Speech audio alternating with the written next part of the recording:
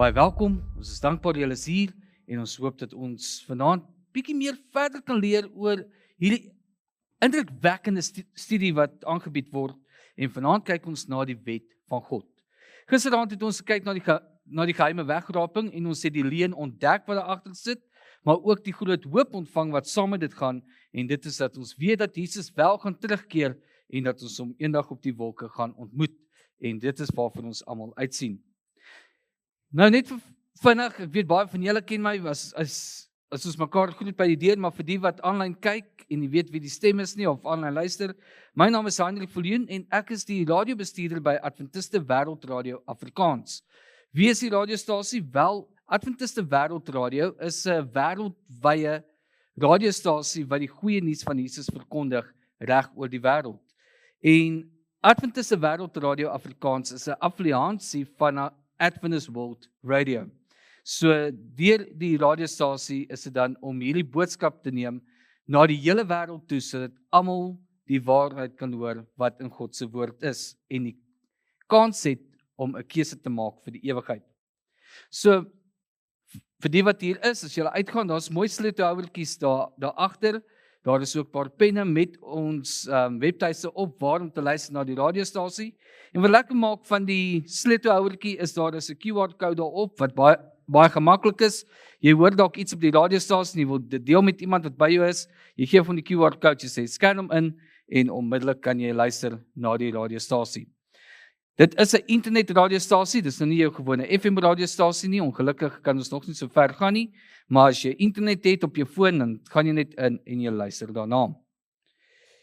Vanaand se aanbieding is nog nie in boekie formaat nie. Ek het vir Eben gevra wanneer en hy het gesê sodra hy tyd het.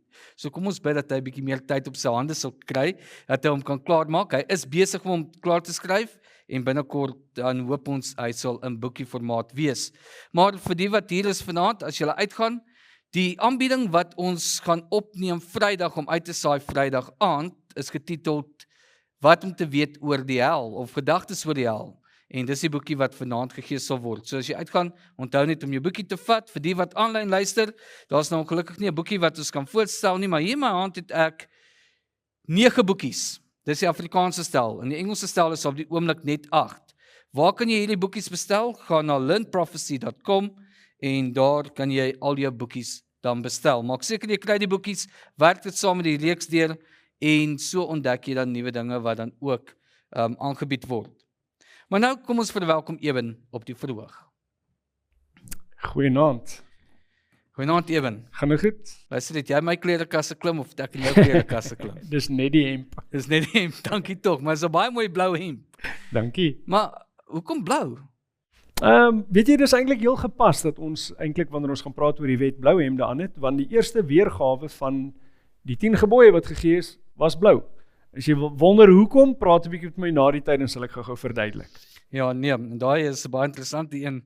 Ongelukkig, ek weet jy gaan nie vanaand heeltemal daaraan kan raak nie, maar dit is ook 'n indrukwekkende studie. Maar ewens 'n paar vrae van dit wat gisteraand aangebied was. Die eerste een is die tekste uit Lukas 17 en Matteus 24 wat gaan oor die een wat bly en die een wat weggeneem word. Die kern van die tekste waarop die wegraping gebou is. En hoe kan ek dan vir iemand verduidelik wat nie presies verstaan waaroor dit gaan nie, op 'n mooi manier, dat hulle kan verstaan wat die boodskap daar agter is? Ek sal nie sê daai 2 verse is spesifiek die kern nie, dis bloot net tekste wat aangehaal word om te probeer verduidelik dat die gelowiges geneem word, laat die ongelowiges agterbly. Ek sou eerder sê, die kern daarvan kry jy in 1 Tessalonisense hoofstuk 4 wat gaan oor daai ontmoeting tussen die gelowiges en Christus in die lig. Dis half die spulpunt waar rondom daai ontmoeting met Christus gebou is. Nou daai teks is 100% korrek. Dit gaan dan nou oor op watter wyse gaan dit plaasvind. Is dit 'n geheime gebeure al dan nie? En dis wat ons gisteraand bestudeer het. Dan het jy genoem oor 'n 7 jaar tydperk. Korrek. Ons het nou wel gesien dat die konsep 'n leuen is wat onmasker is, maar die eerste gedeelte, ek wil nie met die tweede gedeelte eers hanteer nie, die eerste gedeelte van die vraag, waarna hy daardie 7 jaar verwys? Goed, wat gebeur? Jy kry in Daniël hoofstuk 9, 'n profesie wat praat van 'n tydperk van 490 jaar, dis die 70 weke profesie. Nou, binne die dispensasie leer, word die laaste week afgesny en in die toekoms ingeskuif. Nou, die enigste manier waarop jy dit kan afsny en in die toekoms inskuif, is as jy die werklike tydperk van die begindatum van daardie profesie, tot met sy einddatum, wanneer jy daai tydperk verleng, dan deel jy nie meer met 'n letterlike 490 jaar profesie nie. Dan is dit 'n baie meer as 2000 jaar profesie. En is net eenvoudig nie wat die teks van praat nie. So daai 7 jaar tydperk is eintlik 'n verwysing na die begin van die 7 jaar is wanneer Jesus die Christusskap, die gesalfde geword het, die Messias geword het. Dit gebeur dan met sy doop. 3,5 jaar daarna sterf hy aan die kruis. En dis waarom die offerande stelsel dan tot 'n einde kom. En in die einde van 3,5 jaar daarna kry jy dan die steniging van Stefanus. En dan kom daai spesifieke bedeling aan die heidene, of aan die Jode, kom tot 'n einde en die evangelie gaan direk aan die heidene, deur die persoon wat die presiderende offisier was by die teregstelling van Stefanus. Hy word dan, hy's op daai stadium noem hom Saulus, bietjie later word hy Paulus genoem, selfde naam, net uit 2 verskillende benaderingshoeke beskou.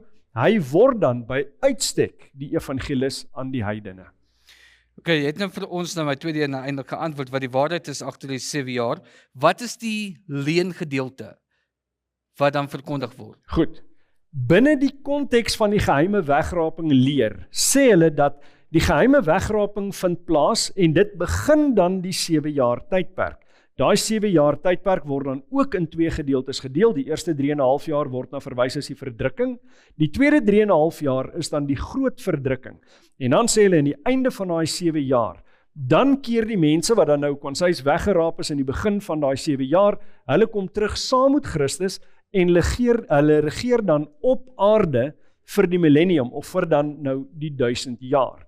Maar nou, een van die kernkonsepte van die geheime wegraping is dat Jesus gaan kom soos 'n dief in die nag. Maar soos ons gesien het, die Bybel praat elke keer nie net van die wyse waarop hy kom nie, hy praat spesifiek van die tyd, want hy sê nie die Here kom soos 'n dief in die nag nie, hy sê die dag van die Here kom soos 'n dief in die nag. Dis 'n verwysing na tyd. So, in plaas van wyse verwys dit na tyd. Nou daai begrip, die dag van die Here kom soos 'n dief in die nag, kry jy 2 keer in die Bybel. Wat beteken as dit die identiese selfde begrip is, moet dit na die identiese selfde gebeure verwys. Nou, die eerste keer kry jy hom in 1 Tessalonisense hoofstuk 5, die tweede keer wat jy hom kry is in 2 Petrus 2, en die Bybel maak dit onomwonde duidelik, by daai gebeure verbrand alles wat op die aarde is. Die hemele en die aarde verbrand en versmelt. Met ander woorde, daar is nie mense lewend op die aarde vir 'n tydperk van 7 jaar, na die dag van die Here wat kom soos 'n dief in die nag nie. Dis net eenvoudig nie Bybels moontlik nie. Okay, daar is 'n interessante een, maar Eben, jy het vir my genoem dat hierdie tydperk, die 70 jaar profesie en dat wat daarmee saamgaan, is jy mee besig, jy wil later dit in 'n boekie ook sit? Dit gaan definitief ook in boekieformaat uitkom, waarskynlik eers in volgende jaar. Ek het nou te veel van die boekies wat eers klaargemaak moet word, so iewers in volgende jaar gaan daai boekie uitkom, en hy gaan ook in lesingformaat wees, maar dit sal eers in volgende jaar gebeur. Nou wil ek van julle afhoor. Dit klink interessant, né? Nee? Wat van ons vra om die program vir ons te doen op 'n teks in konteks vir die radio en dan skakel julle almal in om te luister wanneer hy dit op 'n Sondagmiddag om 1:00 uitsaai op Adventiste Wêreld Radio. Ons kan dit doen. En dan is daar meer inligting. Hey, daar kry ons nou plan, Ewen.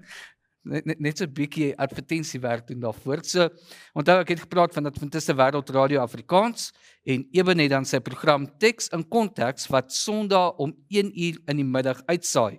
So daar hanteer hy 'n hele paar konsepte en as jy dalk iets uitmis, dan gaan jy na die potgooi toe op ons webtuiste en luister na al die episodes wat hy tot dusver toe gedoen het.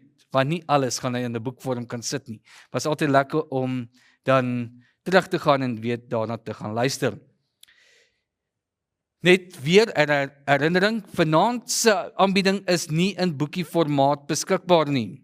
Dit is wel dat ons hom gaan opneem en later sal die boekie beskikbaar wees en ons sal dit bekend maak op radio wanneer ons 'n program doen. En dis wat ons gewoonlik doen. Hy sê vir my as 'n boekie en dan laat weet ons dit so. Maar vanaand vir die wat hier is, nou as jy uitgaan, dan kan u die boekie neem oor gedagtes oor die hel. Nou ek wil net vinnig wys so lyk hy dat jy weet wat jy om te neem. So dis so die boekie lyk en jy kan dit dan net neem as jy uitgaan. En dan sou ook vir my gesê dat vir almal wat hier is, daar is Bybels beskikbaar wat jy kan neem. Nou moenie skaam voel en sê maar ek het reeds 'n Bybel nie. Dalk weet jy van iemand wat nie 'n Bybel het nie. Vat die Bybel dan vir daardie persoon en kom ons gee die woord van God vir elke persoon wat nodig het om dit te ontvang. En so kan ons die woord van God versprei. So asseblief maak,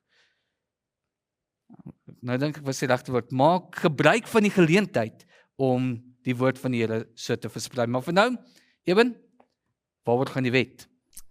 Dankie Heinrich. Daar's 'n baie groot verwarring in protestantisme oor die rol van die wet in die lewe van die Christen vandag. Algemene siening is dat mense sal sê, maar daar's weggedoen met die wet, ons het die wet glad nie nodig nie, maar daar's 'n fundamentele probleem met daai benadering. As daar geen wet is wat enigsins vandag meer van toepassing is nie, waarom het ons genade nodig? Wanneer het jy genade nodig? Wanneer jy die wet oortree het, jy staan skuldig aan die wet, dan het jy genade nodig as jy die vereiste van die wet nie kan nakom nie. Nou baie mense sê, maar die wet wat ons vandag as Christene na moet luister, die wet wat van toepassing is spesifiek 'n nuwe wet wat Christus ingebring het, dis die wet wat die Heilige Gees op jou hart skryf ensovoorts. Dis totaal en al verwyder van die 10 gebooie. Maar ons moet vandag gaan kyk, is dit werklik wat die Bybel sê, en spesifiek, is dit wat Jesus geleer het, ja of nee? So, die tema studie vandag, wat om te weet oor die wet, maar ons gaan begin om te kyk, wat is die algemene houding wat mense het oor die wet, watter Bybelverse hulle aanhaal, en dan gaan ons in die einde van die studie terugkom na daai verse toe, kyk na hulle hele konteks en kyk of daai siening wel gedoen kan word of nie. So wat is die houding teenoor die wet? Ons sien mense haal Romeine 6 vers 14 se tweede gedeelte aan en sê, julle is nie onder die wet nie, maar onder genade, asof hierdie twee totaal verskillende en aparte konsepte is, terwyl dit nie is nie. Ons gaan later daarna kyk. Of hulle haal Galasiërs hoofstuk 3 vers 25 aan. Maar nou dat die geloof gekom het, is julle nie meer onder 'n tugmeester nie. Die tugmeester dan 'n verwysing spesifiek na die wet. Romeine 10 vers 4. Want Christus is die einde van die wet tot geregtigheid vir elkeen wat glo. So nou sê hulle Christus het die wet tot 'n einde gebring, die wet bestaan nie meer nie, want Christus is nou daar. Maar is dit werklik wat hierdie vers sê? En dan ook in Kolossense 2 vers 14 praat hulle daarvan dat hulle glo die wet is aan die kruis vasgenaal, maar ons moet gaan kyk, wat is werklik aan die kruis vasgenaal? Praat hierdie van die 10 gebooie, praat dit van die seremoniële wette, praat dit van Christus, nou wie word daar verwys as daar gepraat word van iets wat aan die kruis vasgenaal is? So, hierdie is dan daai houdings teenoor die wet, en die beginsel agter almal van hulle is doen weg met die wet. Wet is irrelevant, wet is glad nie van toepassing vir ons vandag meer nie. So, is mense in die Ou Testament dan gered deur die onderhouding van die wet? Dit wil in die gesprekke wat ek met baie protestante gehad het al, dit is die idee wat hulle vorendag kom mee, dat in die Ou Testament kon jy gered word deur die wet te onderhou, dat daar nie toe genade was nie, en dat genade eers ingekom het toe Jesus Christus sterf aan die kruis. Maar is dit wat die Bybel leer? Onthou, soos in elke lesing, elke keer kom ons terug na die Bybel toe. Jy kan nie sonder die Bybel werk nie. Jy kan nie net duimsuig en sê ek voel so, wat ook al nie. Daar moet 'n basis wees, 'n platform waarop ons teologie bou. En daai platform, daai fondasie is die Bybel en die Bybel alleen. So, is daar net een wet? Want baie mense is vasoortuig as net een wet, maar daar is nie. Ek gaan nou vir julle wys, daar's ten minste 4 kategorieë van wet wat onderskeibaar is van mekaar in die Bybel. Die eerste is siviele wette. Nou siviele wette het meer te doen met hoe verskillende mense in die samelewing met mekaar moet deel. En daai wette was nie universeel van toepassing nie. Die siviele wette van die Bybel geld nie vandag nie. Ons gaan binnekort bietjie nader daarna kyk. Daarna kry jy seremoniële wette. Dit het te doen met die tabernakel, later die tempelstelsel, spesifieke gebruike, maar nie al daai gebruike het noodwendig eers begin toe die seremoniële wet gegee is nie. Dan kry ons die 10 gebooie, of ook soms na verwys as die morele wet. Wanneer het dit in plek gekom en van wanneer af is dit van toepassing? En dan kry ons ook die gesondheidswette. Nou sal baie van julle onmiddellik oplet en sê, maar wag 'n bietjie, die gesondheidswette is deel van die seremoniële wet. Maar ons moet daai teorie toets. Kan die gesondheidswette deel wees van die morele wet? Kan dit deel wees van die siviele wette, of is dit spesifiek deel van die seremoniële wette? Ons moet dit kan bepaal. So kom ons gaan kyk. Van wanneer af is watter van hierdie wette geldig? Ons begin by die siviele wette. Nou die siviele wette kry ons in onder andere Exodus 21 vers 1 tot 11, die gedeelte wat deel met slawe. En onder daai wette is byvoorbeeld die wet wat sê, maar as 'n slaaf sy meester liefhet en hy wil nie vrygaan nie, dan kan daai meester hom vat na 'n deur of 'n deurpos toe, daar word 'n gat deur sy oor geslaan, daar word 'n ring deurgesit, en dis 'n aanduiding dat hy vrywillig dan vir die res van sy lewe sy meester gaan dien. Maar dan kry ons net daarna ook ander wette wat te doen het met persoonlike beserings. As iemand se bees iemand anders stoot en hy's dood, wat is die proses? Wat moet gebeur? Hoe word reg dan nou weer herstel binne daai gebeure? Dan sien ons na dit ook, wanneer daar eiendomsskade is, hoe word dit herstel? Exodus 21 vers 28 tot 22 vers 15. So dit het te doen met die samelewing en hoe reg en geregtigheid in die samelewing dan moet geskied wat siviele sake aanbetref. So, hierdie wette was van toepassing onder die teokrasie. Met ander woorde, dis wette wat God daar gestel het, en dis deels onder die monargie. Toe Israel konings gehad het, is daar deels by dit gehou, maar nie tot die letter van elke geval nie. Daarso het die konings begin om die vryheid te hê, om sekere ander strawwe te gee, ensovoorts, ensovoorts. Daarom kry ons gedeeltes in die skrif, waar mense, as hulle voel hulle is onreg aangedoen, na die stadspoort toe kon gaan, waar die ouderlinge van die regering was, of dan nou, in so 'n geval het jy byvoorbeeld gehad dat Absalom daai funksie begin vervul het. Hy daar gaan sit en hy dan nou regspraak gelewer. Dit het primêr gegaan daar oor siviele wette om die samelewing te reguleer. Dan kry ons die seremoniële wette. Nou, meeste mense is onder die indruk dat die seremoniële wette het sy oorsprong in Exodus 25 en verder, waar daar beskryf word, dit is hoe die tabernakel moet lyk, dis hoe die instrumente in die tabernakel moet lyk, dis hoe daar te werk gegaan moet word rondom die tabernakel, dis wie mag dien as priesters, dis wie die verskillende meublement mag dra, ensovoorts. Maar is dit waar dit werklik begin, of is daar sekere ander dinge? Kom ons kyk vinnig. Exodus 25 vers 40 sê, en kyk dat jy dit maak volgens die voorbeeld daarvan wat jou op die berg getoon is. Dis een van die voorbeelde. Kyk, op die berg is dit vir jou gewys, is dit vir Moses gewys, dit moet op daai manier vervaardig word. Hoofstuk 26 vers 30. So moet jy dan die tabernakel oprig volgens die plan wat jou op die berg getoon is. So die seremoniële wette verwys na dit wat te doen het met die tabernakelstelsel en die tabernakel as 'n tydelike mobiele eenheid. Daai sentrum vir hulle geloof en hulle geloofspraktyk het dan geanker geword in 'n vaste struktuur in Jerusalem, in die tempel.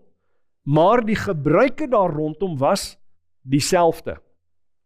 Maar, as ons dan nou so na hom kyk, daar sien ons 'n voorbeeld daarvan, dan sien ons ook dat die 10 gebooie is iets wat eintlik binne in daai seremoniële stelsel voorgekom het, want die 10 gebooie was waar. Dit was binne in die ark van die verbond. Maar is die 10 gebooie dieselfde as die seremoniële wette? Nee, want dit deel nie met seremonie nie. Niks met seremonie te doen nie. Dit is wel die fokuspunt want dit is gehou binne in die ark van die verbond, wat binne in die allerheiligste plek was, onder daai genade deksel. Maar dit is 'n aparte stel van wette. So van wanneer af is die 10 gebooie dan geldig? Party mense sê van Eksodus 31 af. Hoekom Eksodus 31?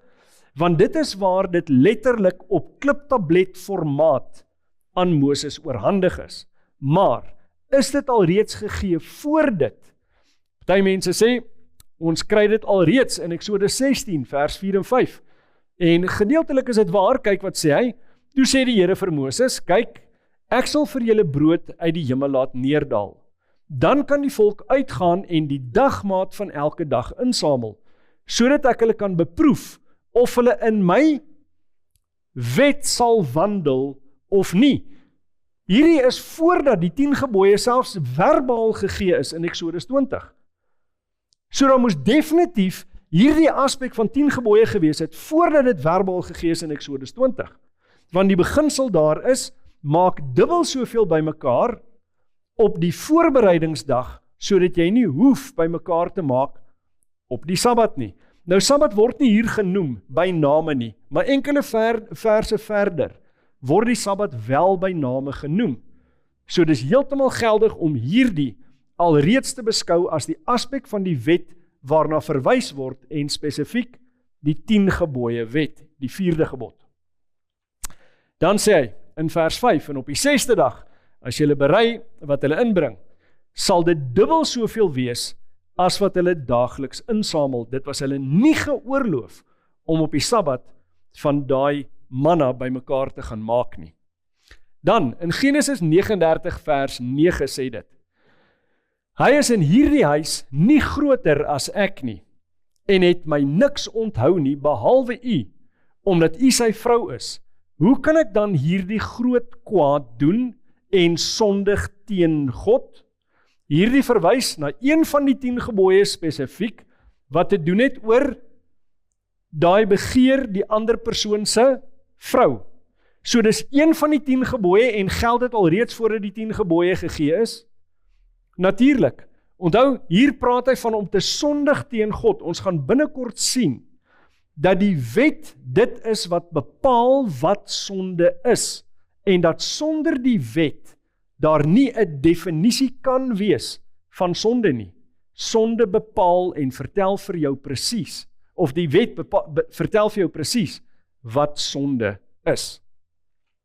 Dan in Genesis 26 vers 4 en 5, en ek sal jou nageslag vermeerder soos die sterre van die hemel, en aan jou nageslag al hierdie lande gee, en in jou nageslag sal al die nasies van die aarde geseën word, 'n verwysing na Jesus wat sou kom, omdat Abraham na my stem geluister, en na my ordeninge, my gebooie, my insettinge, en my wette onderhou het. Met ander woorde, hier sien ons al klare klassifikasie van verskillende kategorieë van wette. Sommiges word genoem ordeninge, sommige gebooie, sommige net insettinge, en ander wette. Nou dit is nie altyd maklik of eenvoudig in die Bybel om tussen hierdie verskillendes te diferensieer nie. Somtyds word daar na sekere van die insettinge of verordeninge verwys as wette, want dit is 'n vorm van wet, maar is nie eenvoudig om dit presies af te baken en te sê, maar hierdie is verordeninge, daai is insettinge, daai is wette ensovoorts nie. Die algemene manier wat na hierdie verskeie kategorieë verwys is na die wet. Maar binne die konteks is dit gewoonlik maklik en eenvoudig om te verstaan na presies wat verwys word. Dan, ons sien dan met daai rebellie by die toring van Babel, dat daar definitief sonde was, want daar het oordeel gekom en die tale is verwar. So alreeds lank voor Eksodus 20 kry ons hierdie, hierso as jy nog redelik vroeg in Genesis, ons sien die mense voor die vloed, het die hele tyd net slegte dinge bedink en hulle was uitermate sondig, daarom moes die vloed kom en moes hulle vernietig word. Nou, hoe kan hulle sonde gedoen het as daar nie 'n wet was wat die sonde gedefinieer het nie? Dan ook wat Kain en Abel betref, Kain slaan sy broer Abel dood. Was daar 'n eksplisiete wet voor dit wat gesê het, jy mag dit nie doen nie, wat geskryf staan in die Bybel? Nee, en tog was dit 'n onding wat hy gedoen het. Hy het ook verkeerd geoffer. Hy het nie geoffer wat aanvaarbaar was nie, maar is nooit gespesifiseer in Genesis 4 of voor Genesis 4 nie. So ons kan aanneem dat daar sekere dinge, alhoewel dit nie uitgespel word in die teks nie, dat daai beginsels alreeds daar was. Nou net so ook met Adam en Eva.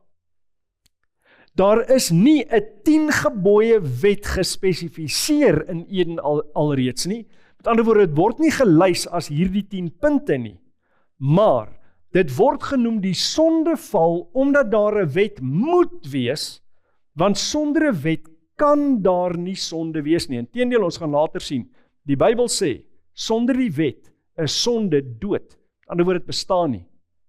Daar is nie sonde, as daar nie 'n wet is wat vir jou sê, maar hierdie ding is verkeerd nie.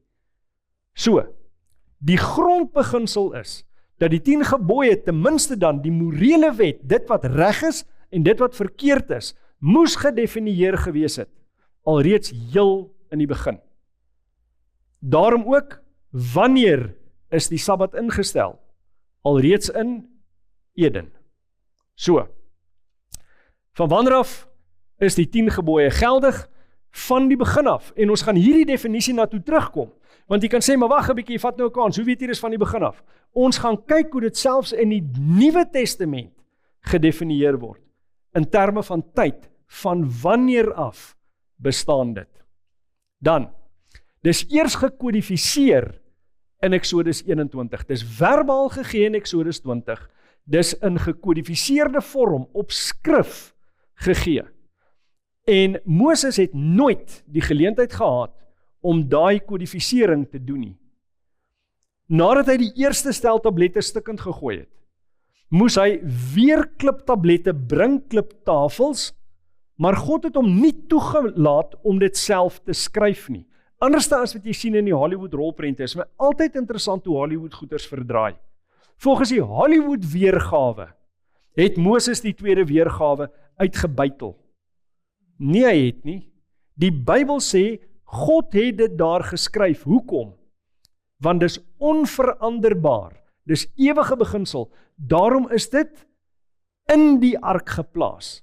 Dis onveranderde basisfondasie van die regeringsstelsel van God. Kan nie verander nie. Die beginsels van alles wat binne in die ark van die verbond gesit is onveranderlik, want het vorm die fondasie van God se koninkryk.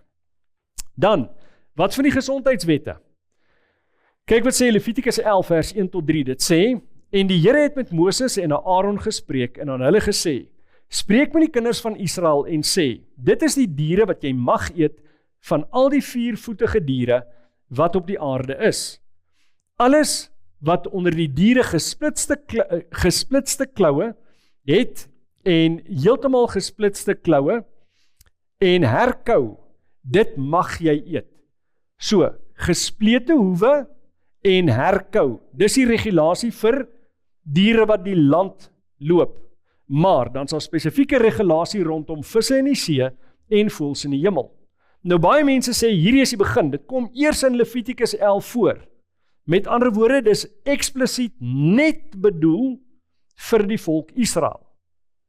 Een massiewe probleem met daai teorie, dis nie Bybels nie. Waarom? Was Noag 'n Israeliet? Nee, die Israeliete het nog nie eers bestaan nie.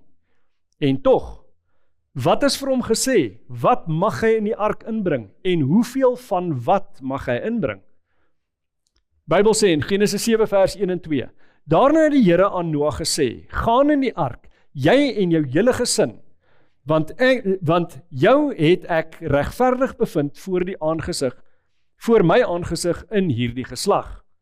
Van al die rein diere moet jy vir jou telkens 7 paar neem, die mannetjie met sy wyfie, maar van die diere wat nie rein is nie, 2, die mannetjie met sy wyfie. So daar moes 'n definisie gewees het van rein en onrein alreeds voor die vloed, maar dit word nie in die Bybel gespesifiseer wanneer en hoe vir hom verduidelik is wat is rein en onrein nie.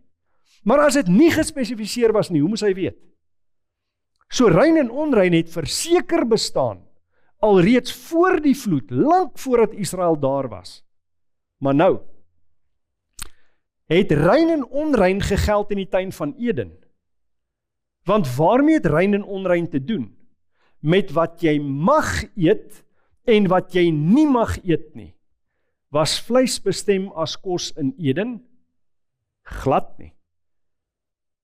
So dit kon nie toe al 'n reëlstelling gewees het nie, want dit was nie daar vir kos nie.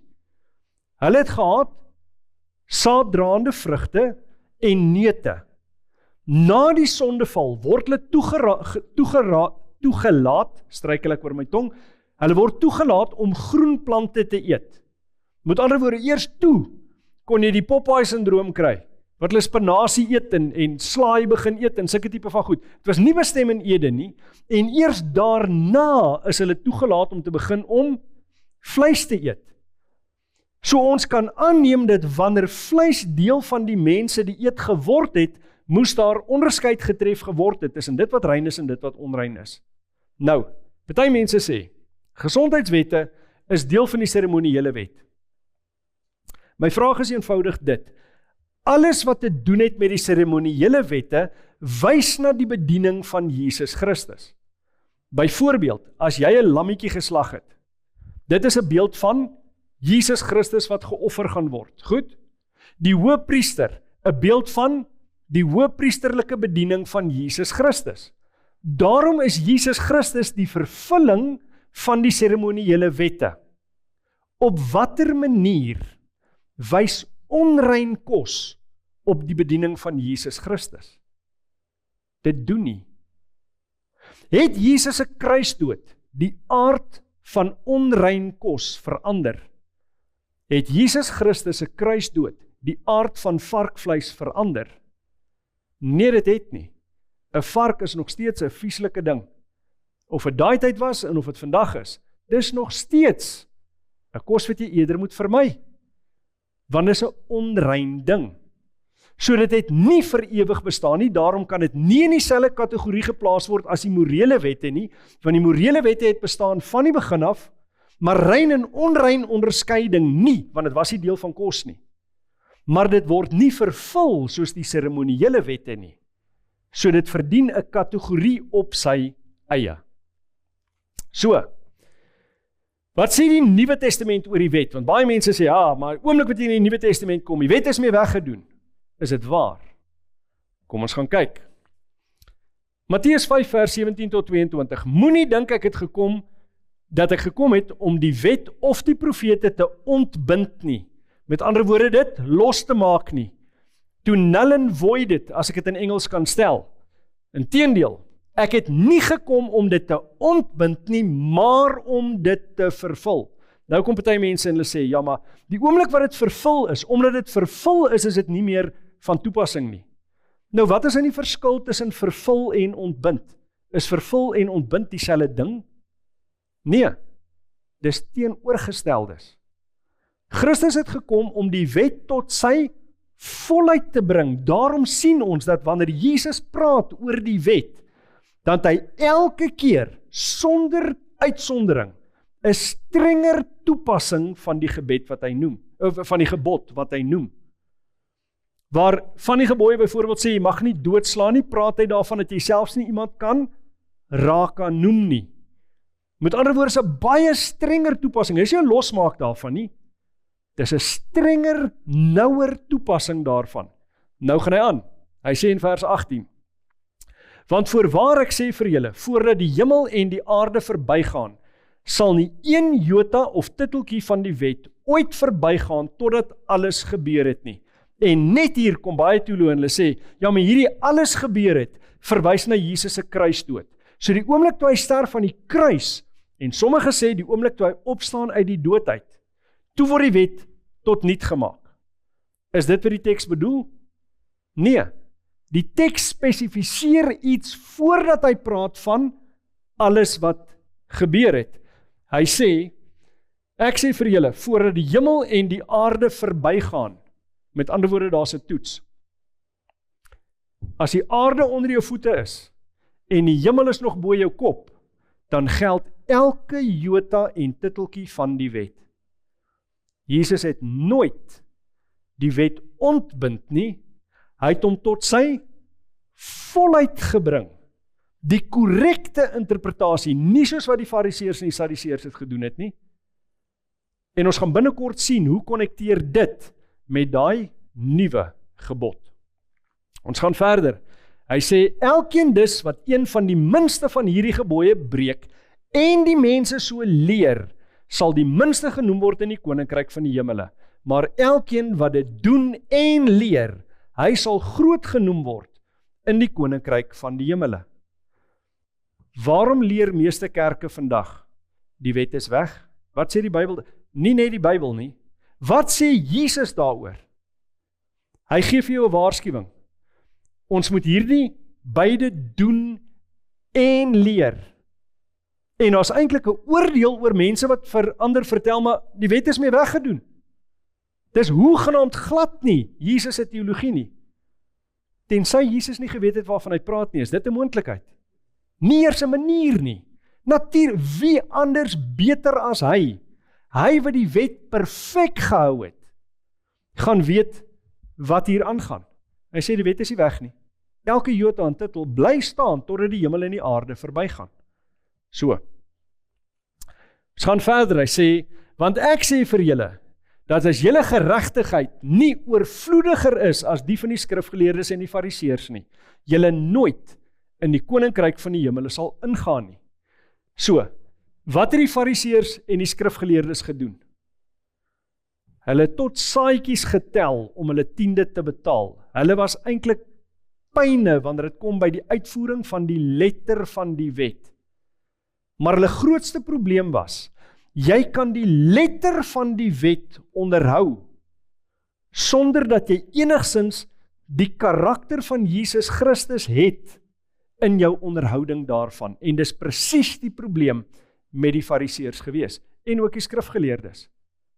Vir daai rede, val hulle dan nou vir Jesus byvoorbeeld aan, toe van sy disippels, van daai koringare pluk, en daarvan eet. En hulle sê, dis nie geoorloof op 'n Sabbat nie, maar wat doen hulle later daai selfde Sabbat? Hulle beplan sy dood. Is dit 'n aanvaarbare praktyk? Solank jy net nie koringare pluk nie, maar jy kan moord beplan. Dis nou 'n tipiese fariseer. Goed, so hulle het die letter onderhou, maar die karakter van Jesus Christus totaal en al gemis. Want hulle was studente van die letter van die teks, sonder om die karakter van Christus in oorweging te bring. Ons gaan verder, hy sê dan, julle het gehoor dat aan die mense van die oudheid gesê is, jy mag nie doodslaan nie. Nou is dit waar? Is dit wat die gebod sê? Jy mag nie doodslaan nie? Natuurlik. Maar hy gaan verder, hy sê, maar elkeen wat doodslaan, moet verantwoording doen voor die gereg. Dis korrek, dis die Sabbat beginsel, die 10 gebooie beginsel. Maar kyk nou wat sê hy dan, maar ek sê vir julle, dat elkeen wat vir sy broeder sonder rede kwaad is, verantwoording moet doen voor die gereg. En elkeen wat vir sy broeder sê raka, moet verantwoording doen voor die groot raad. En elkeen wat sê jou dwaas, moet verantwoording doen in die helse vuur. Nou vat Jesus dit dan nou te ver? Is dit moontlik dat Jesus 'n fout gemaak het hier? Nee. Syne is die korrekte interpretasie van die wet. Die letter van die wet sê, jy mag nie doodslaan nie. Jesus se toepassing is strenger. Hy sê, jy mag nie eers vir iemand sê, raka. Basies kom dit daarop neer, jou niks werd nie. Hoekom nie? Jy maak die persoon miskien nie fisies dood nie, maar jy maak die persoon intern dood. Jy laat hom sterf van die binnekant, want jy laat hom voel soos niks. En jy het nie die reg om dit te doen nie, want daai persoon is iemand vir wie Christus gesterf het, net soveel soos vir jou. Is dit 'n strenger toepassing, of is dit 'n losmaak van die wet? Verseker nie losmaak nie, dis 'n strenger toepassing. Moenie iemand geestelik of emosioneel leed aandoen of doodmaak nie. Dis 'n baie strenger toepassing. En dis wat Jesus gesê het en beoefen het. En dan vertel hy ook vir jou, wat is die gevolg daarvan? dat jy gaan verantwoording doen aan die gereg in die vuur. Met ander woorde, jy gaan hel toe as jy sulke goed doen. Dis nie ons plek om ander fisies dood te maak nie, maar ook nie geestelik of emosioneel nie. So, ons gaan voort. Romeine 3 vers 31 sê vir ons, maak ons dan die wet tot niet deur die geloof? Nee, stellig nie. Inteendeel, ons bevestig die wet. Nou, hoe as Romeine vir jou sê, ons bevestig die wet, kan mense sê, met die wet is mee weggedoen. Dis presies die teenoorgestelde van wat Romeine hier sê. Maar nou moet ons dit binne die groter konteks verstaan, van wat hy bedoel, wanneer hy sê, ons is nie onder die wet nie, maar ons is onder genade. Konteks is koning. Ons moet al die tekste saamvoeg, en sien watter prentjie na vore kom. Ons kan nie eklekties te werk gaan, hier so 'n versie kies, en daar 'n versie kies, en dan 'n narratief dryf nie. Ons moet alles oorweeg. Met ander woorde, die verse in Romeine wat positief praat oor die wet, moet ons ook in ag neem. En saam met die ander verse, kan die volle prentjie dan na vore kom. Ook in Romeine 7 vers 12 en 13. Dus is die wet heilig, en die gebod is heilig, en regverdig en goed. Hoekom wil ons enige iets wat heilig, regverdig en goed is, mee wegdoen? Vir watter rede? Maak nie sin nie. Hy gaan nog verder, hy sê, het die goeie dan vir my die dood geword? Nee, stellig nie, maar wel die sonde, dat dit kon blyk sonde te wees, omdat dit deur die goeie vir my die dood bewerk, sodat die sonde deur die gebod uitermate sondig kon word. So wat wys vir ons tot watter mate die sonde verkeerd is? Die wet doen. So wat doen ek as ek van die wet ontslaa raak? Kan ek besef hoe ernstig hierdie sondeprobleem is? Nee, nie volgens die Bybel nie. Want die wet is dit wat wys hoe verkeerd daai sonde is. Nou wat doen die wet dan? Waarom is die wet daar? Kom ons gaan kyk wat die Bybel leer. Romeine 3 vers 20. Aangesien uit die werke van die wet geen vlees voor hom geregverdig sal word nie. Want deur die wet is die kennis van die sonde. So kan die wet red? Nee. Kon nooit. So die narratief wat gedryf word, dat mense in die Ou Testamentiese tyd gered is deur die wet te onderhou, is vals. Die wet kon nog nooit. Daar is nie een enkele vers in die hele Ou Testament wat sê, as jy die wet onderhou, is jy gered nie. Dis 'n vals narratief wat nou gedryf word, maar wat die Bybel nooit leer nie. Goed, maar wat sê dit doen die wet wel? Deur die wet is die kennis van die sonde. So omdat daar 'n wet is, kan ek weet wat is sonde, en die Bybel bevestig dit vir ons verder. Romeine 7 vers 7 en 8. Wat sal ons dan sê? Is die wet sonde? Nee, stellig nie. Inteendeel, ek sou die sonde nie anders as deur die wet geken het nie. So ek sou nie eers geweet het wat sonde is, as die wet nie vir my vertel het, maar hierdie is sonde nie. Goed, hy gaan verder, hy sê, want ek sou ook die begeerlikheid nie geken het nie, as die wet nie gesê het, jy mag nie begeer nie. En let op, hy haal hier die 10 gebooie spesifiek aan. Wat is een van die gebooie? Jy mag nie begeer nie. 10de gebod. Goed, dan vers 8. Maar die sonde het aanleiding gevind deur die gebod en in my allerhande begeerlikheid gewek, want sonder die wet is die sonde dood. So as ek wegdoen moet die wet, kan daar sonde wees, een of ander ding waarin ek skuldig is? Nee, is dood, is weg. Ek kan dit nie eens definieer nie. Want die Bybel leer die wet is dit wat vir jou vertel wat sonde is. So, kon die wet ooit red? Kyk wat sê Galasiërs 3 vers 10 en 11. Want almal wat uit die werke van die wet is onder die vloek. Want daar is geskrywe, vervloek is elkeen wat nie bly in alles wat geskryf is in die boek van die wet, om dit te doen nie. So as jy gedink het verlossing kom deur die wet en wetsonderhouding, dan moet jy alles daarvan onderhou, en daar's net een wat dit al ooit gedoen het, en dis Jesus Christus. Hy het geen sonde gehad nie. Hy het die wet in sy totaliteit gehou, tot 'n meer ekstreme mate, as wat die letter van die wet vir ons vertel. Hy het daai strenger toepassing van die wet gehad. Maar kan 'n mens dan deur die wetsonderhouding gered word? Op geen manier nie. Want dan sou die mens op homself kon roem en sê, maar kyk hoe goed is ek het dit reg gekry. En niemand van ons kan nie. Goed, daarom het ons Christus nodig. Vers 11. En dat niemand deur die wet by God geregverdig word nie, is duidelik. Want die regverdige sal uit die geloof lewe. Nou kom hulle en sê, maar sien jy, Bybel sê die regverdige sal uit die geloof lewe. Dis 'n Nuwe Testamentiese konsep. Nee, dit is nie. Hierdie is 'n grondbeginsel wat ook uit die Ou Testament uitkom. Dis niks nuut nie. Dis in die Ou Testament ook geleer. Kyk byvoorbeeld Habakuk 2 vers 4. Kyk, sy siel is opgeblaase in hom en nie reg nie, maar die regverdige deur die geloof sal hy lewe. So is daar konflik in die stellings rondom verlossing in die Nuwe Testament en die Ou Testament? Nee. Deur geloof is jy gered in die Ou Testamentiese tydperk, nie deur wetsonderhouding nie, en is dieselfde stelsel in die Nuwe Testament.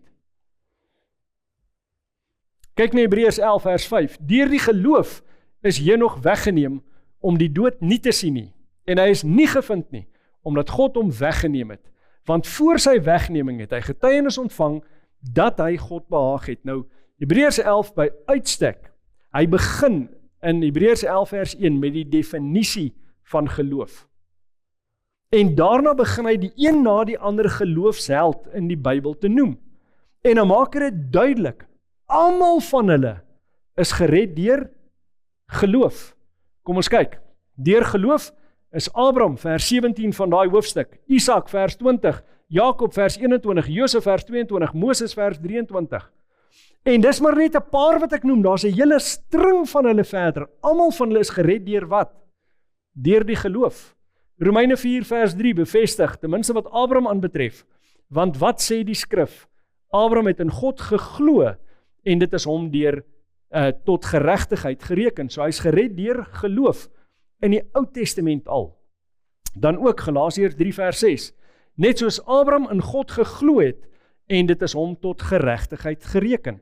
Daar is nie twee aparte stelsels, een vir die Ou Testament en een vir die Nuwe Testament nie. Daar's net een stelsel. Geloof in Jesus Christus. So wat is dan die verskil tussen die Ou en die Nuwe Testament? In die Ou Testament was dit geloof in die Messias wat moet kom. In die Nuwe Testament is dit die Messias wat gekom het.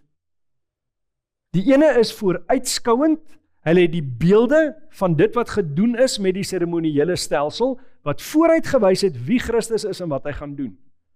Maar nadat Christus gekom het, kyk ons terug en besef ons, daai lammetjie wat geslag is 'n beeld van Jesus Christus. Ons het nie meer nodig om die lammetjies te slag nie, want die perfekte lam, die antitype van die lam, het gekom. Dis Jesus Christus. So, Jakobus 2 vers 23. En die skrif is vervul wat sê, en Abraham het God geglo, en dit is hom tot geregtigheid gereken, en hy is 'n vriend van God genoem. Kyk hoeveel keer herbevestig die Nuwe Testament die konsep van die Ou Testament. So hoekom hou mense aan om te sê, in die Ou Testament is jy deur werke gered? Deur wetsonderhouding. Daar's geen gronde daarvoor nie. Dis 'n narratief wat gedryf word, wat nie strook met wat die Bybel leer nie. So, kon die wet ooit red? Daar's geen sprake van redding deur die wet te onderhou nie. Dit was nog altyd net deur geloof en geloof alleen. Maar nou, party mense sê, okay, die Here het die 10 gebooie daar gegee en hy het gesien dit het ook nie gewerk nie. So ons moes daarvan ontslaa raak en dan moes toe nou 'n nuwe gebod kom. En Jesus bring dan nou hierdie nuwe gebod. Maar dit is nie gebod wat gedefinieer is soos die 10 gebooie nie. Dis iets wat sommer net op jou hart geskryf is deur die Heilige Gees. So hoe dit vir jou voel, dis nou hoe dit vir jou gaan reg wees, maar dit kan so 'n bietjie verskil van iemand anders, want ons het mos nie die Bybel nodig nie. Dit gaan ons oor hoe ons voel daaroor en weet wat die Heilige Gees vir ons sê en. Kan die Heilige Gees praat teen wat die Bybel leer? Nee, want die Bybel is deur die Heilige Gees geïnspireer. Daar moet analogie wees tussen wat die Heilige Gees sê en wat die Bybel sê. As daar 'n gees vir jou iets sê wat nie strook met die Bybel nie, is dit nie die Heilige Gees nie. is miskien 'n ander gees, maar nie die Heilige Gees nie. Want die Heilige Gees sal homself nie weerspreek nie. So, het Jesus 'n nuwe gebod ingestel? Kom ons gaan kyk. Wat hierdie aspek aan betref, is dit altyd Johannes wat daarvan vertel. Hy was nogal baie gefokus op hierdie aspek. Hy sê in Johannes 13 vers 34, 'n nuwe gebod gee ek julle, dat julle mekaar moet lief hê, soos ek julle lief gehad het, moet julle ook mekaar lief hê. Wie sê is die voorbeeld? Hy self, Jesus. Jesus is die perfekte voorbeeld van hierdie nuwe gebod, maar definieer hy die nuwe gebod? Vertel hy jou presies wat dit is? Ons moet gaan kyk. So, Johannes 15 vers 12. Dit is die gebod, dat julle mekaar moet lief hê, net soos ek julle lief gehad het. Weereens, hy self is die voorbeeld. Maar, nou sê net julle moet mekaar lief hê. Hoe manifesteer dit? Hoe gaan jy dit fyner uitspel en definieer? Wat moet julle nie met mekaar doen nie? Dan begin jy al hoe nader te beweeg aan die spesifikasies van die 10 gebooie. Maar ons gaan binnekort sien dat daar 'n direkte verband is tussen daai twee. Kyk wat sê Matteus 22 vers 35 tot 40. En een van hulle, 'n wetsgeleerde, het 'n vraag gestel om hom te versoek en gesê, Meester, wat is die groot gebod in die wet? En Jesus antwoord, jy moet die Here jou God lief hê met jou hele hart en met jou hele siel en met jou hele verstand. Dan gaan hy aan. Hy sê dit is die eerste en die groot gebod. En die tweede wat daarmee gelyk staan. Gelyk staan. Met ander woorde, dis nie 'n groter of 'n kleiner of wat ook al nie. Wat daarmee gelyk staan. Jy moet jou naaste lief hê soos jouself. Aan hierdie 2 gebooie hang die hele wet en die profete. Waarna verwys die wet en die profete? Die Ou Testament. Die wet is die Pentateeg, die eerste 5 boeke. Party mense verwys na dit as die boeke van Moses. En dan die profete, die res van die Ou Testament. Goed? So hy sê die beginsels van die Ou Testament is hierdie 2. Jy moet die Here jou God lief hê en jy moet jou naaste lief hê. Maar nou as jy gaan kyk na die 10 gebooie, dan sien jy kan dit in 2 kategorieë indeel. Baie mense sê die eerste 4 deel met jou verhouding met God. Jy mag nie ander gode hê nie, jy mag nie afbeelde aanbid nie, jy mag nie sy naam ydelik gebruik nie. En dan sê hulle maar die laaste 6 het te doen met ander mense. Ek verskil. Die eerste 3 het te doen met jou verhouding met God. Die laaste 6 het te doen met jou verhouding met ander mense. Maar wat van die 4de gebod? Gaan dit net oor God? Nee. Dit gaan oor jou verhouding met God en met ander mense. Hy skakel die eerste en die tweede gedeelte van die gebod na mekaar. Hoekom? Want die Bybel vertel vir ons dat ons die Sabbat onderhou vir watter rede? Volgens Eksodus 20 moet dit ons herinner aan die feit dat God die een is wat geskape het. Maar nou, die 10 gebooie word 2 keer gegee in die Bybel. In Eksodus 20 en in Deuteronomium hoofstuk 5. En as jy vers 15 gaan lees, dan gee hy vir jou 'n ander motivering as wat Eksodus 20 gegee het. In Eksodus 20 was dit omdat God geskape het, maar in Deuteronomium 5 vers 15, dan praat hy nie oor die aspek van skepping nie. Hy praat oor die aspek van verlossing. Hy sê, want ek het jou met 'n sterke arm uit Egipte land uitgelei. Is dit 'n totaal ander motivering as Eksodus 20? Nee, want in die aanhef van Eksodus 20 begin hy om te sê, ek is die Here jou God, wat jou met 'n sterke arm uit Egipte land uitgelei het. Dan begin hy met die eerste gebod. So net vir interessantheid, wat dit dan betref. Party mense sê, maar die 10 gebooie was daar, sodat as jy dit onderhou, kan jy gered word, asof jy gered kan word deur werke. Maar wat het die Here gesê? Hy sê, ek het julle uit Egipte land uitgered, so is hulle al klaar gered. Ja, wat gee hy toe? Die 10 gebooie. So is die 10 gebooie dit wat jou red? Nee, het kan nie wees, hy is na die tyd gegee. In kronologie vir die Israeliete, met ander woorde, hoekom hou jy die 10 gebooie? Nie sodat jy gered word nie, jy hou dit omdat jy gered is. Want dis die karakter van God. So nadat jy gered is, onderhou jy die gebooie as 'n teken dat hy jou alreeds gered het. Daar is nie sprake in die Bybel van redding deur jou eie werke nie. Dan, Deuteronomium 6 vers 5, hy sê, daarom moet jy die Here jou God lief hê met jou hele hart en met jou hele siel en met al jou krag. Is hierdie 'n nuwe gebod volgens die Nuwe Testament of kom dit al klaar in Deuteronomium voor? Natuurlik, die eerste gedeelte is daar. Jy moet die Here jou God lief hê. Ons lees verder, Deuteronomium 11 vers 1. Daarom moet jy die Here jou God lief hê en altyd sy ordeninge en sy insettinge, sowel as sy verordeninge en sy gebooie onderhou. So dis 'n uitdrukking van jou liefde vir God. Nou onthou, hy het gepraat van daai 2 wette, waarin die hele wet en die profete hang. Die eerste een is liefde vir God, die tweede een was liefde vir jou naaste. Kom ons kyk. Levitikus 19 vers 18.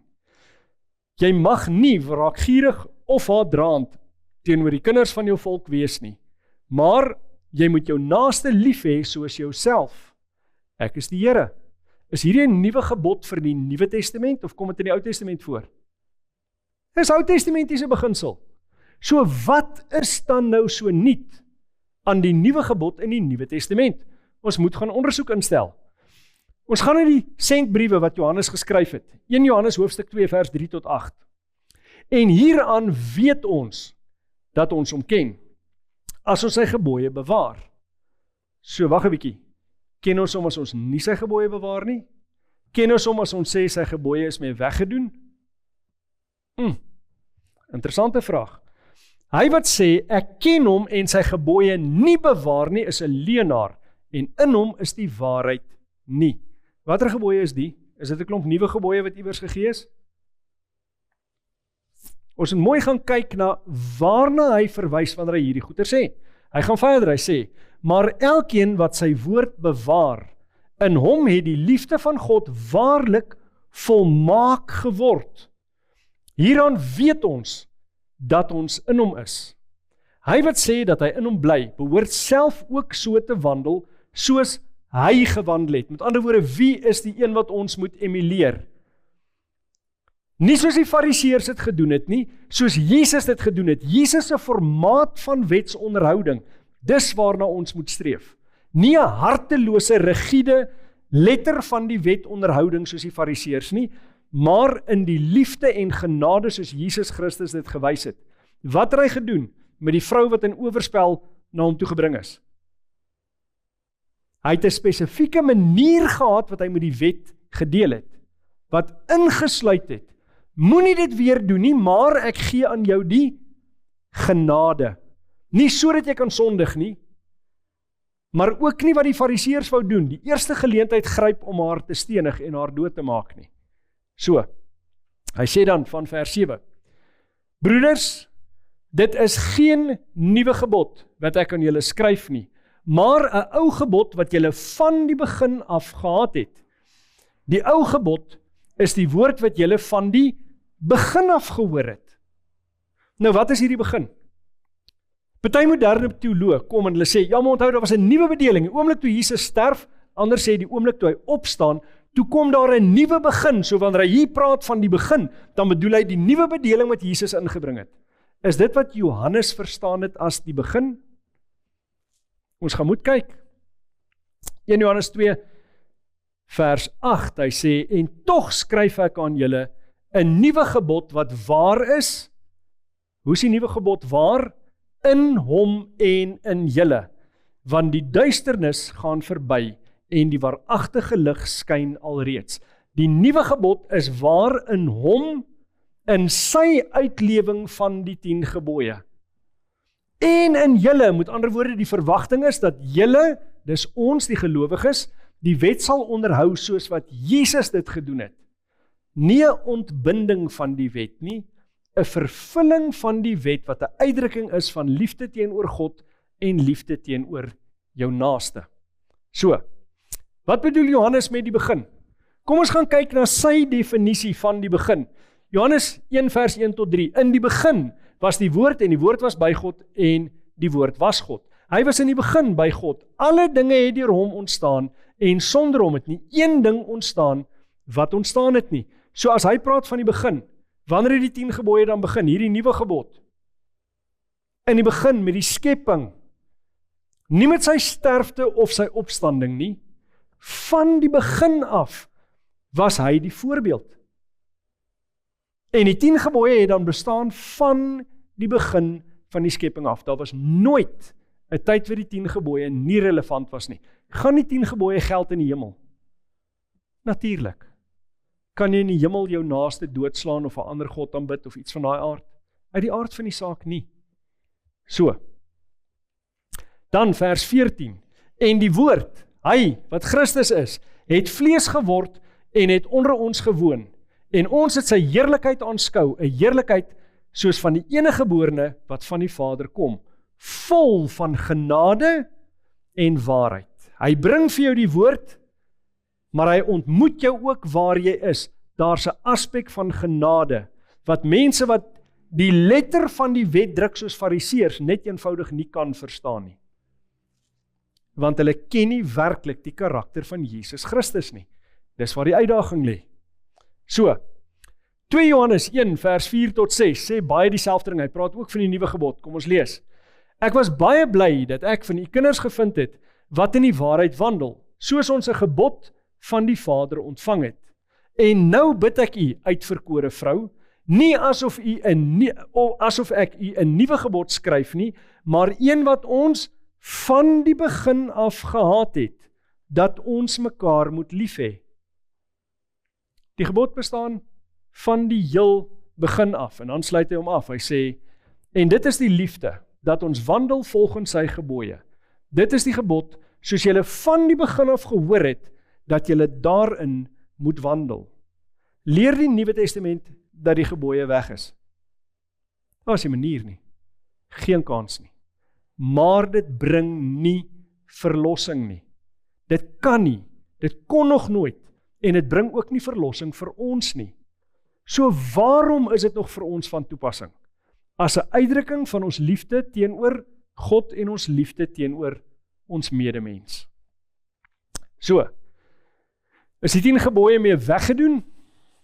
Op watter manier is die gebooie dan nuut? Die gebooie is nie meer weggedoen nie, en dis nuut in terme daarvan dat ons dit hou soos wat Christus dit gehou het. Nie soos die fariseërs dit gehou het nie. Nou, ons het net gekyk toe ons begin het na daai houding teenoor die wet. Ons het gesien, hulle sê volgens die tweede gedeelte van Romeine 6 vers 14, julle is nie onder die wet nie, maar onder genade. So asof hierdie twee absoluut teenstrydige konsepte is. Kom ons gaan lees die teks vanaf vers 14. Want die sonde sal oor julle nie heers nie, want julle is nie onder die wet nie, maar onder genade. Nou, wanneer is ons onder genade? By wie het ons uitgekom om daai genade te ontvang? By Christus. As jy werklik in Christus is, gaan jy aanhou sondig? Nee. Nee, gaan nie. Ons is nie slawe van die sonde wanneer ons by Christus is nie. Goed? En uit daai verhouding met hom onderhou ons ook die wet. Ons gaan binnekort sien wat is daai spesifieke funksie dan ook van die wet. Hy gaan verder. Hy sê in vers 15, wat dan? Sal ons sonde doen omdat ons nie onder die wet is nie, maar onder die genade? Nee, stellig nie. Weet julle nie dat aan wie julle julself as diensknegt tot beskikking stel om hom gehoorsaam te wees, julle diensknegte is van hom aan wie julle gehoorsaam is nie, of van die sonde tot die dood, of van die gehoorsaamheid tot die geregtigheid. Nou, hoe word sonde gedefinieer? Deur die wet. En as ons onsself nie daaraan steur nie, dan gaan ons sonde doen en dit gaan lei tot die dood. Maar as ons gehoorsaam is, dan gaan ons doen wat die Here van ons verwag en ons gaan gehoorsaam wees tot die geregtigheid. Maar dit is nie ons geregtigheid wat ons red nie. Dit is die genade wat ons ontvang het. En vanuit daai genade kan ons nie vrylik net sondig soos ons wil nie. Ons gaan dit ons bes gee om nie te struikel en te val nie, maar ons weet, omdat ons die Messias ken en in lewende verhouding met hom staan, dat wanneer ons struikel, hy ons ook sal vergewe as ons ons sondes bely en ons weer op ons voete help en verder saam met ons die pad stap. So, vers 17. Maar ons dank God dat julle wel diensknegte van die sonde was, maar van harte gehoorsaam geword het aan die voorbeeld van die leer wat aan julle oorgelewer is. En vrygemaak van die sonde het julle diensbaar geword aan die geregtigheid. So, Galasiërs 3 vers 25, maar nou dat die geloof gekom het, is ons nie meer onder 'n tugmeester nie, en hier moet ons 'n bietjie in die geskiedenis indelf. Wat is 'n tugmeester? Verkeerdelik vandag het baie mense 'n miskonsepsie van wat 'n slaaf was in die Bybelse tyd. Selfs in die Ou Testament. Slawerny vandag, as ons daarin dink ons baie keer aan dit wat in Amerika gebeur het. Maar daai tipe van slawerny is absoluut verbied. Inteendeel, die Bybel sê, as jy 'n ander persoon gesteel het en aan iemand verkoop het, of jy nou die een is wat gesteel het, of jy die een is wat die persoon later verkoop het, jy moet gedood word. As jy jou slaaf geslaan het en hy het seer gekry tot so 'n mate dat hy 'n tand verloor het of 'n oog verloor het of wat ook al, dan het jy skuldig gestaan en hy het vrygegaan. As 'n slaaf gevlug het en hy het in 'n stad aangekom, dan was dit die plig van die Jode in daai stad, van die Israeliete, om daai persoon beskerming te gee. Hulle mag hom nie uitlewer aan sy meester nie. So dis 'n totaal ander storie as wat hulle in Amerika gehad het. Diensknegte was dikwels mense wat hooggeplaaste posisies gehad het. Dink aan Daniël. Hy was in ballingskap. Hy was vir alle praktiese doeleindes 'n slaaf, maar hy was nommer 2 in die land. Dink aan Josef. Hy was 'n slaaf, maar hy was nommer 2 in die land. Daar's baie sulke slawe, diensknegte, wat hooggeplaastes was. Nou van die geleerde diensknegte het as tugmeesters opgetree in hulle meesters huise. Hulle was die mense wat die kinders moes leer. Nou hoe kan jy 'n kind leer as jy nie meer weet as hy nie? Party van hulle is hoogs geleerd. En hulle moes daai kinders leer wat is reg en wat is verkeerd. Nou wat is 'n tugmeester? Wat is tug? Tug is as jy straf kry. Kinders vandag verstaan nie meer tug nie. Ons het tug mooi verstaan in daai dae. In ons huis, daar was nie 'n ding moeg gepraat of praat nie weer nie. My pa het ons gevoeder met 'n ding met die naam vleislus. Daai ding was 'n karnivoor. Hy was lief vir vleis. Ons het verstaan van tug. Nou wat is 'n tugmeester? Dis die meester, die ene wat staan oor die tug wat gegee gaan word. Goed? So, dis die ene wat die straf gaan uitdeel wanneer daar verkeerd opgetree word. Kom ons gaan lees hierdie binne konteks. Ons lees vanaf vers 22 tot 27 in Galasiërs 3. Maar die skrif het alles ingesluit onder die sonde, sodat die belofte uit die geloof in Jesus Christus aan die gelowiges gegee kon word. Maar voordat die geloof gekom het, is ons onder die wet in bewaring gehou, ingesluit met die oog op die geloof wat geopenbaar sou word. Die wet was dus ons tugmeester na Christus toe. Wat doen die wet?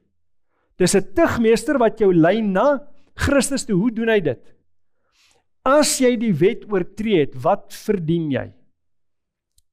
Die dood. Nou niemand wil daai dood sterf nie. Ten minste nie gelowiges nie, in elk geval. So waantoe dryf dit jou? Waar's die enigste verlossing? Want jy hou aan om die wet te oortree. Waantoe lei dit jou? Na die enigste een wat vir jou die genade kan gee, en dit is Jesus Christus. So dis soos 'n padwyser na Christus toe. Ons gaan later na daai gedagte toe terugkom. Dan gaan hy aan. Hy sê die wet was dus ons tugmeester na Christus toe, sodat ons geregverdig kan word uit die geloof. Maar nou dat die geloof gekom het, is ons nie meer onder die tugmeester nie. Waarom nie? Ons het tot geloof gekom, met ander woorde, by wie het ons uitgekom? By die een waantoe die tugmeester ons gedryf het, deur ons mooi reg te sien. Jy het oortree, jy het oortree, jy het oortree, en jy kom by Christus uit en jy ontmoet die gewer van genade. Nou gaan hy aan. Hy sê, want julle is almal kinders van God deur die geloof in Christus Jesus. Want julle almal wat in Christus gedoop is, het julle met Christus beklee. Ons het sy geregtigheid aangetrek soos wat jy 'n kleed aantrek. Daarom praat hulle ook van daai kleed van geregtigheid. Dan, sommige mense verwys na Romeine 10 vers 4. Hulle sê, want Christus is die einde van die wet tot geregtigheid vir elkeen wat glo. Hulle sê, die wet het tot 'n einde gekom. Hy bestaan nie meer nie. Maar is dit wat die oorspronklike taal vir jou vertel? Daar is geen manier nie. As ons hierdie binne sy konteks verstaan, dan verstaan ons die woord wat vertaal word einde is die woord telos. Kom ek lees vir u 'n definisie daarvan, dan sal ons dit beter verstaan. To set out for a definite point or a goal. So ons kan dit ook vertaal in plaas van net einde, kan ons dit vertaal die einddoel. So Christus is die einddoel van die wet. Die wet, soos wat ons nou net gesien het in die vorige tekste ons bespreek het, die wet is dit wat jou neem na die einddoel van die wet, Christus. Want deur die wet kan jy nie gered word nie. So die wet lei jou na die enigste een wat jou kan red, en dis Jesus Christus. Daar is geen ander metode nie. Nou gaan hy aan, hy sê, properly, the point aimed at as a limit, that is, by implication, the conclusion of an act or state, termination, literally, figuratively, or indefinitely, the result, the immediate, ultimate, or prophetic, the purpose. So wat is die doel van die wet? Christus. Want die wet gaan vir jou wys, dat jy heeltyd val in sonde, en daar's net een antwoord, Jesus Christus. En dis waantoe die wet jou dryf. So wat doen ons, as ons wegdoen met die wet? Het ons genade nodig? Is daar iets ons aankla? Is 'n probleem. As die Bybel sê met die wet neem my na Christus toe, en ek vat die wet weg, hoekom gaan ek Christus soek, as ek niks oortree het nie? Ek het nie genade nodig, ek het niks oortree nie, ek is onskuldig. Probleem. Dan, Kolossense 2 vers 14, hulle sê die wet is aan die kruis vasgenaal. Hierdie is 'n geweldige misverstand in die gedagte van baie, maar kom ons gaan kyk nou in die Nuwe Testament, en dan gaan kyk ons waarna dit verwys binne die Ou Testamentiese konteks. Hy sê van Kolossense 2 vers 13 af, en julle wat dood was deur die misdade van die onbesnedenheid van julle vlees, het hy saam met hom lewend gemaak, deurdat hy julle al die misdade vergeef het, en die skuldbrief teen ons, let mooi op na daai woorde, die skuldbrief teen ons, is die 10 gebooie teen ons, of is dit 'n uitdrukking van liefde? Dis 'n uitdrukking van liefde, maar hy praat hier van die skuldbrief teen ons, wat met sy insettinge ons vyhandig was. Is die 10 gebooie ons vyhandig? Nee, so hy praat hier van iets anders. Uitgedelg en weggeruim het deur dit aan die kruis vas te naal. Nou wat is aan die kruis vasgenaal? Die 10 gebooie? Nee, Jesus Christus is in die kruis vasgenaal. Goed? So, ons gaan verder. Hy sê, nadat hy die owerhede en die magte uitgeklee en hulle in die openbaar tentoongestel en daardeur oor hulle getriomfeer het, laat niemand julle dan oordeel in spys of in drank of met betrekking tot 'n fees of 'n nuwe maan of 'n Sabbat nie. Net so vir interessantheid. Party mense gebruik hierdie vers om te sê, Sabbatonderhouding is irrelevant. Kolossense 2 sê so. Maar ons moet hom binne sy konteks lees. Waarvan praat hy? Hy praat spesifiek van spys en drank. Daar was voorgeskrewe spys en drank vir die jaarlikse Sabbate. Dan praat hy met betrekking tot 'n fees. Wat is die jaarlikse Sabbate genoem? Die feeste. En dan praat hy van die nuwe maan. Hoe het jy bepaal wanneer is die fees? Jy moes bepaal, dis op 'n nuwe maan of 'n sekere hoeveelheid tellings na die nuwe maan. Met ander woorde, wanneer hy dan praat van 'n Sabbat, van wat praat hy? Van 'n weeklikse Sabbat? Nee. Kontekstueel, alles te doen met jaarlikse feeste, nie 'n weeklikse Sabbat nie, en hy bevestig dit in die volgende vers, want hy sê, wat 'n skaduwee is van die toekomstige dinge, maar die liggaam behoort aan Christus. Nou wat is hierdie storie van 'n skaduwee in die liggaam? Daai beelde in die Ou Testament was 'n skaduwee wat jy sien, die realiteit het nog nie gekom nie, dit het vir jou aangedui, Christus gaan kom. En toe Christus gekom het, toe kom die liggaam. Nou hierdie feeste wat hulle van gepraat het, dit was 'n skaduwee van dinge wat moes kom. uit hulle perspektief uit. So dit deel met die feeste. Maar nou, daai aspek van daai getuienis teen ons, onthou hy daar gesê, en die skuldbrief teen ons, wat met sy insettinge ons vyhandig was, uitgedelf het, en weggeruim het, deur dit aan die kruis vas te naal. Waarna verwys dit? Wat is teen ons? Is dit die 10 gebooie? Nee, dit is nie. Kyk na Deuteronomium hoofstuk 31 vers 24 tot 26. Het sê, en toe Moses die woorde van hierdie wet klaar in 'n boek geskryf het, tot die einde toe, het Moses aan die Lewiete, wat die verbondsark van die Here gedra het, bevel gegee en gesê, neem hierdie wetboek, nie tafels nie, nie tablette nie, nie uit klip nie, dis 'n wetboek wat hy geskryf het, en sit dit neer aan die kant van die verbondsark, dis nie binne nie, binne in die ark is ewige beginsel, aan die kant is dit wat tydelik is, wat verbygaan, sit dit aan die kant van die verbondsark van die Here julle God, dat dit daar as 'n getuie teen julle kan wees. So wat is in die kruis vasgenaal? Jesus Christus. Wat is hierdie goeders wat in hierdie wetboek geskryf was? Onder andere al daai seremoniële wette, dis nie binne in die ark nie, want dis die ewige beginsel nie. Dis daai dinge wat vervul gaan word in Christus. En hoe is dit vervul in Christus? Onder andere deur die lammetjie wat geslag is, volgens die voorskrifte van daai wetboek, wat deur Moses geskryf is, nie met God se hand soos die 10 gebooie nie. Daai lammetjie was 'n beeld van Christus, en Christus is die een wat aan die kruis vasgenaal is.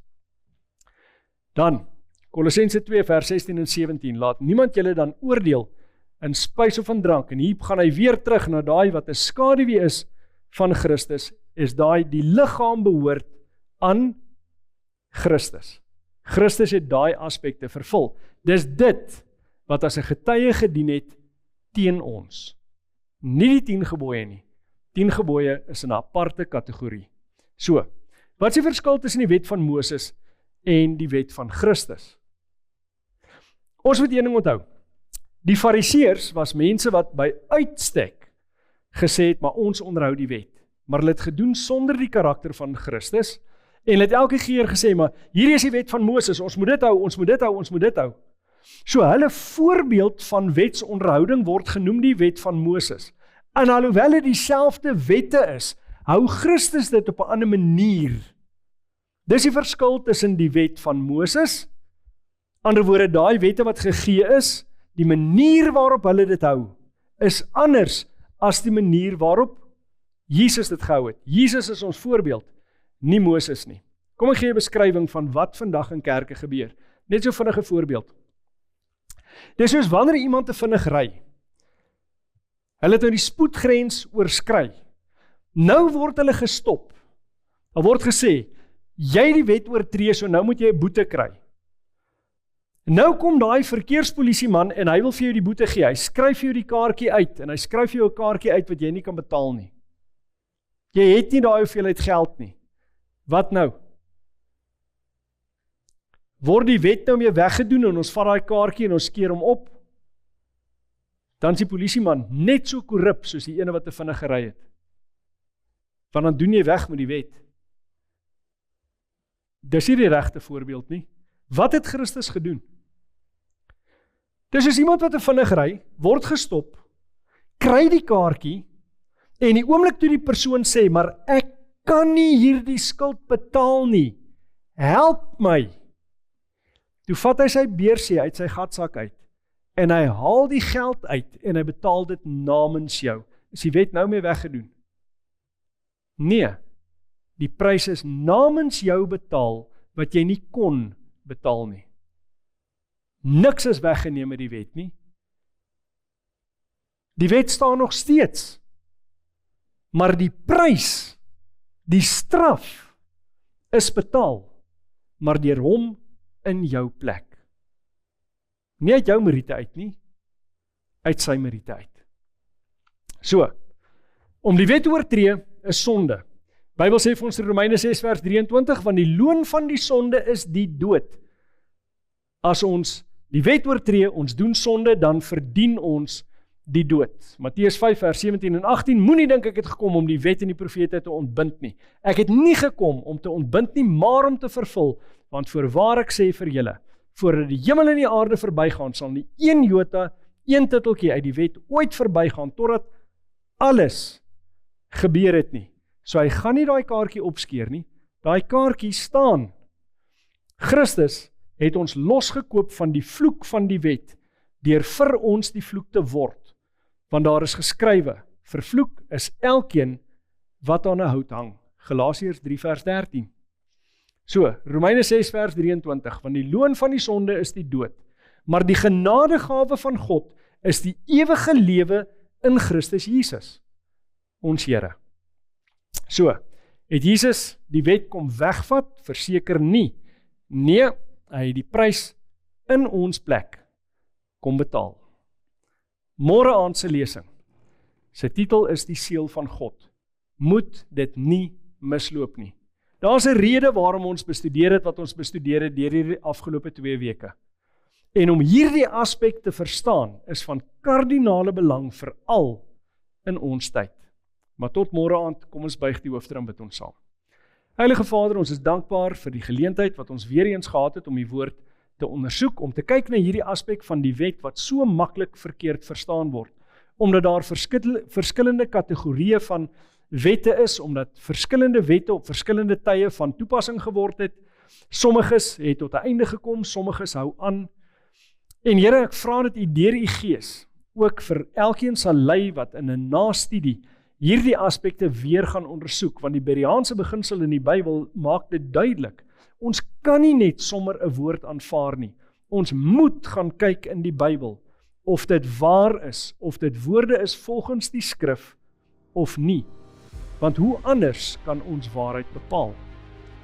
So Here, leer ons in daai proses, lei ons in daai proses en help ons om altyd ons lewens te rig volgens die beginsels van U woord. Dit bid ons in Jesus naam alleen. Amen.